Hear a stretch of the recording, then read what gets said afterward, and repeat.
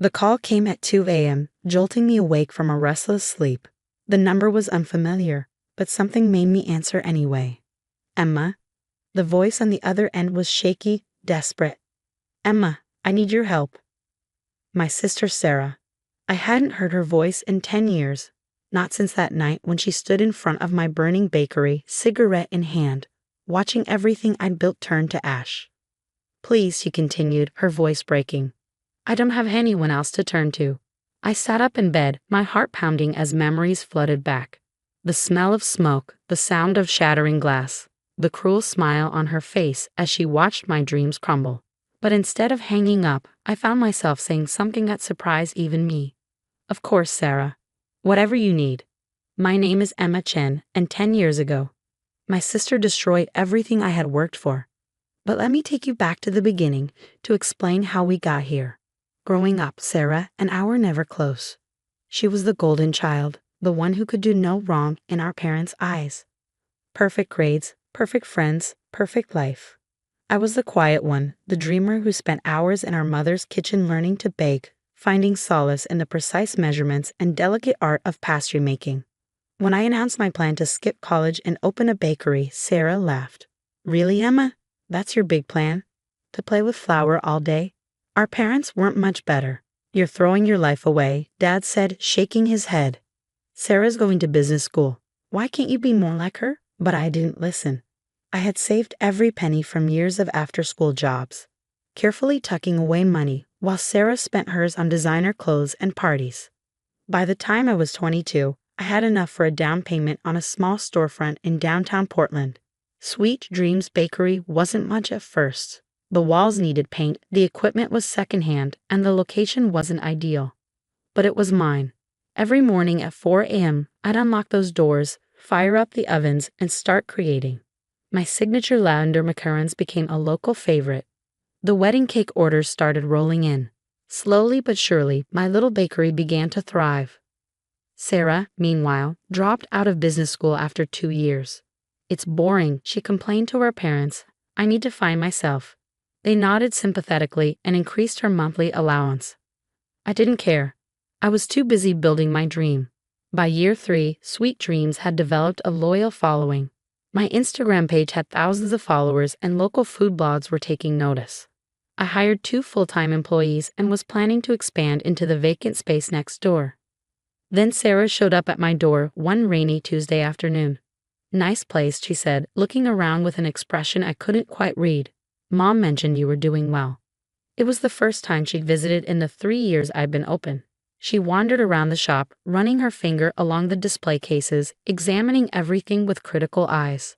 You know, she said finally, I've been thinking about getting into the food business myself. Maybe we could partner up?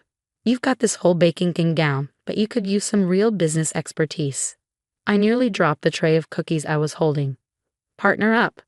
Yeah, let's be honest, Emma. You're good at the whole cooking thing, but business, marketing, finance, that's my world. We could make this place huge. I took a deep breath, carefully setting down the tray.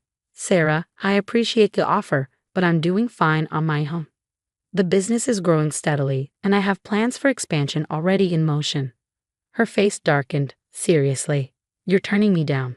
After everything I could bring to this? What exactly would you bring, Sarah? You dropped out of business school. You've never held a real job. This is my business, my dream. I built it from nothing. Right, she sneered. Your dream, your precious little bakery. Well, good luck with that, sis. Hope it all works out for you. She stormed out, leaving the bell of the door jingling in her wake. I should have known then that something was wrong. Should have recognized the look in her eyes. But I was too busy, too focused on my plans for expansion. 2 weeks later, I got the call that would change everything. It was just past midnight when my phone rang. Ms. Chen, this is the fire department. There's been an incident at your business.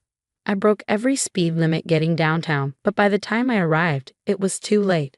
Sweet Dreams was engulfed in flames, orange and red tongues licking at the night sky. And there, across the street, stood Sarah, watching it burn. Guess your dream went up in smoke, she said, taking a long drag from her cigarette. Such a shame. If only you had a partner to help you manage things better, make sure all the safety protocols were in place. I stared at her, reality crashing down like a wave. You did this. She shrugged, flicking ash onto the sidewalk. Prove it. And she was right, I couldn't. The fire investigation revealed that someone had broken in and deliberately set the fire, but there was no concrete evidence pointing to Sarah. The security cameras had been disabled. The insurance company fought the claim, citing suspicious circumstances. In the end, I was left with nothing but ashes and debt. Our parents, predictably, chose not to get involved. We can't take sides, Mom said when I tried to tell them what Sarah had done. You girls need to work this out yourselves. I left Portland a week later, unable to bear the sight of my ruined dreams. I moved to Seattle, started over with nothing but the recipes in my head and the determination in my heart. It took years of hard work, but I slowly rebuilt my life. Not with a bakery this time. The thought of opening another one was too painful. Instead, I channeled my knowledge into consulting, helping other small food businesses get started and thrive. And now, 10 years later, here was Sarah on the phone, begging for my help. I really messed up, Emma, she said, her voice thick with tears. I started a business, a real one this time. Put everything I had into it, but things have gone wrong, and I'm about to lose it all. You're the only one who knows about this stuff, who might be able to help me save it.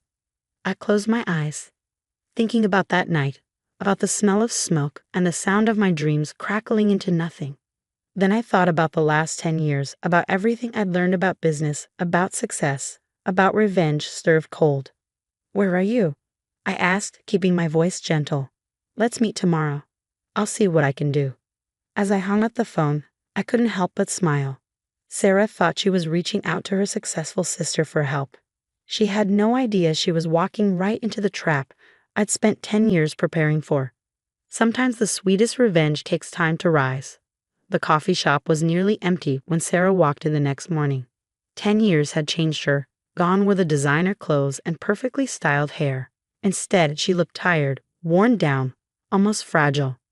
Emma, she said, sliding into the seat across from me. Thank you for meeting me. I know I don't deserve it. I studied her carefully, noting the dark circles under her eyes, the way her hands trembled slightly as she clutched her purse.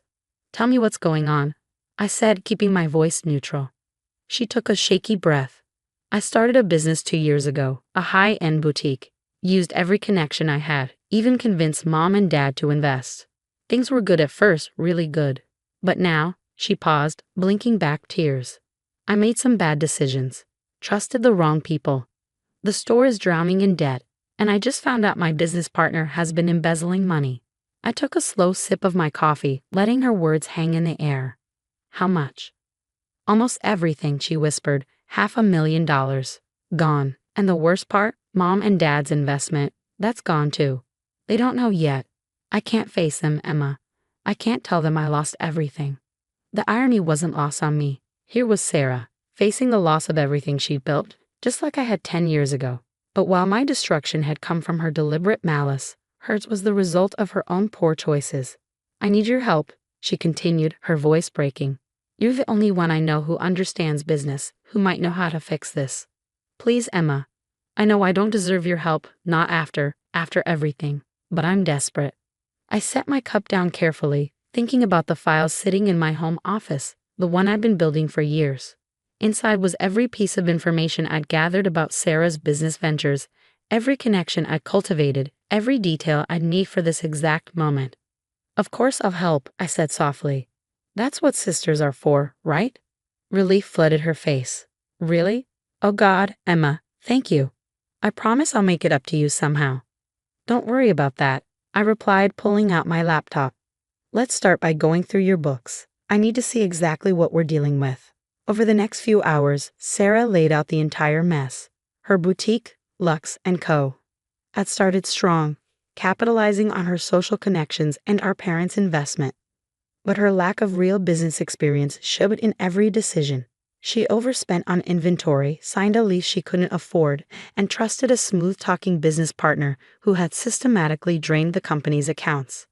Mark handled all the financial stuff, she explained, running her hands through her hair. He seemed so professional, so experienced. I never thought to check. I nodded sympathetically, even as I suppressed a smile. Mark Davidson, The business partner I carefully researched and anonymously tipped off about Sarah's boutique 18 months ago. The same Mark Davidson who had a history of targeting vulnerable businesses, who I'd made sure would cross paths with Sarah, had exactly the right moment. Well, I said, closing my laptop, it's not good, but it might not be hopeless. I have some connections who might be able to help. Investors who specialize in turning around struggling businesses. Sarah's eyes lit up. Really? You do that for me? Of course. In fact, I already have someone in mind. They could probably meet with you tomorrow. What Sarah didn't know was that the investors were actually forensic accountants I'd hired years ago, waiting for this moment. They would go through her books with a fine-tooth comb, documenting every mistake, every questionable decision, every legal line she'd crossed in her desperate attempts to keep the business afloat. The next few weeks were a blur of meetings and revelations. Each day brought new discoveries of Sarah's mismanagement, unpaid taxes, unauthorized use of investor funds, falsified documents. She'd done more damage to herself than I ever could have planned. I don't understand, she sobbed one afternoon in my office. Everything's getting worse. The more your people look into things, the more problems they find. I reached across the desk and patted her hand. That's how these things often go. We have to understand the full extent of the damage before we can fix it. But there would be no fixing it. I'd made sure of that. Every solution I proposed led to another complication. Every potential investor I introduced found new reasons to back away. Sarah's desperation grew with each passing day. Finally, the moment I'd been waiting for arrived. Our parents called a family meeting. We need to discuss this situation, Dad said gravely, looking older than I'd ever seen him. He and Mom sat on one side of their dining room table, Sarah and I on the other. The accountants have shared their findings with us. Sarah paled. What findings? Mom pulled out a thick folder, the detailed report my team had prepared. It's not just the money you lost, Sarah. It's how you lost it. The lies, the cover-ups. The fraud, Dad added, his voice hard. Do you understand what this means? What this could do to our family's reputation? Sarah burst into tears. I'm sorry. I didn't mean for any of this to happen. I wanted to prove I could do it. That I could be successful like Emma. I had to bite back a laugh at that. After years of looking down at my little bakery, after destroying my dreams because she couldn't stand my success, here she was claiming she'd wanted to be like me. Well, I said, finally speaking up, maybe this is a good opportunity for some honesty. Since we're all here, there's something I think we should discuss. I pulled out my own folder, the one I'd been saving for 10 years. What's that? Sarah asked, wiping her eyes. Evidence, I replied calmly. Security camera footage from the buildings across from my bakery, witness statements, chemical analysis of the accelerant used in the fire, everything the original investigation missed or chose to ignore about what really happened that night. The color drained from Sarah's face. What are you talking about? You know exactly what I'm talking about, I said, my voice steady. The night you burned down Sweet Dreams. The night you destroyed everything I'd worked for because you couldn't stand to see me succeed on my own. Our parents sat in stunned silence as I laid out the evidence, piece by piece. The footage showing Sarah entering the bakery late at night. The receipts for the materials used to start the fire. The statements from people who had seen her watching the building burn. Is this true? Mom whispered, looking at Sarah with horror. Did you really? Sarah crumbled. I was jealous, she sobbed. Emma made it look so easy and I couldn't stand it. But I never thought. I didn't think you'd get caught. I finished for her. No, you didn't. Just like you didn't think about what would happen with your boutique. You never think about consequences, Sarah. You never have. Dad's hands were shaking as he looked through the evidence. This is criminal. If this got out, it won't, I said quietly. At least not from me. That's not why I'm showing you this. Then why? Mom asked. I stood up, gathering my things. Because I wanted you all to know the truth. About the bakery, about Sarah's business, about everything. And because I wanted Sarah to understand something. I turned to my sister, meeting her tear-filled eyes. Success isn't about destroying others to get ahead. It's about building something real, something that lasts. Something you never learned to do. I walked to the door, then paused. Oh, and Sarah, consider us even now. Your business is finished. The accountants will make sure of that.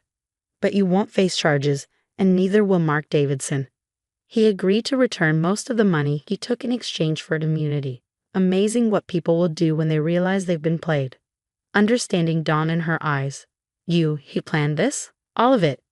I smiled. Let's just say I learned a lot about business over the last 10 years, including how to serve revenge at exactly the right temperature. As I drove home at night, I felt lighter than I had in years. The weight of that burning bakery, of Sarah's betrayal, had finally lifted.